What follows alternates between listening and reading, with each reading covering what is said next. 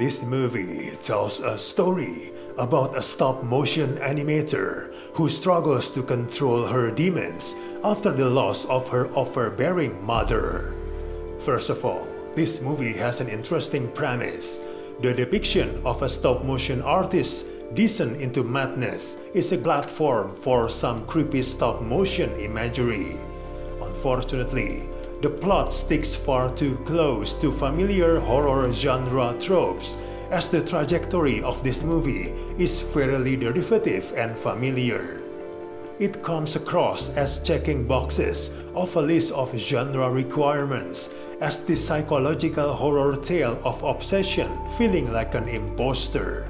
Things which should be elements of surprise are obvious from the get-go, allowing the audience to arrive at conclusions far ahead of its violent final act.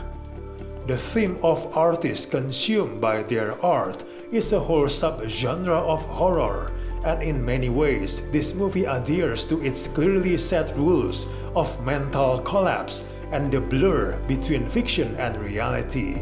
The main character's perception of reality and the unsettling art she creates begin to bleed together.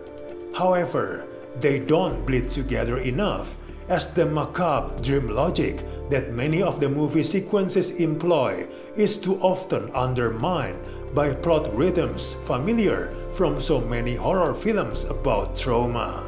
The movie actually has at least a couple of potential themes to explore. The early mother-daughter scenes, which show the troubling relationship between them, is promising. She has never had a chance to do anything outside of her mother's shadow.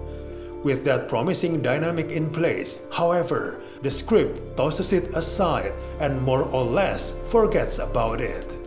The movie could also use the fact that while alone for the first time in her life, she now finds herself in a position to take some control of her own life and work. That's yet another potentially intriguing notion at the start of this new section of the story. Instead, the plot follows a cliched trajectory with all of the components we might expect. The movie wastes little time on obvious one-to-one metaphors or overt explanations for things like who the creepy little girl is supposed to be.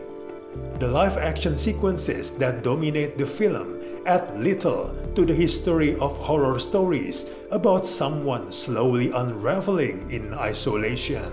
The main story unfolding in live action ends up being the least interesting part of the film. The main actress is decent, however, her character's psychology is underwritten if plain to see. It's hard not to lament how obvious and conventional the plot turns out to be. It's almost too predictable and repetitive to even bother with summarizing.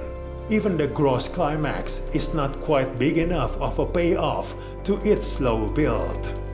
The occasional moments of nightmarish imagery do not quite go hard enough to dig beneath the skin. Overall, this movie fails to fulfill its potential.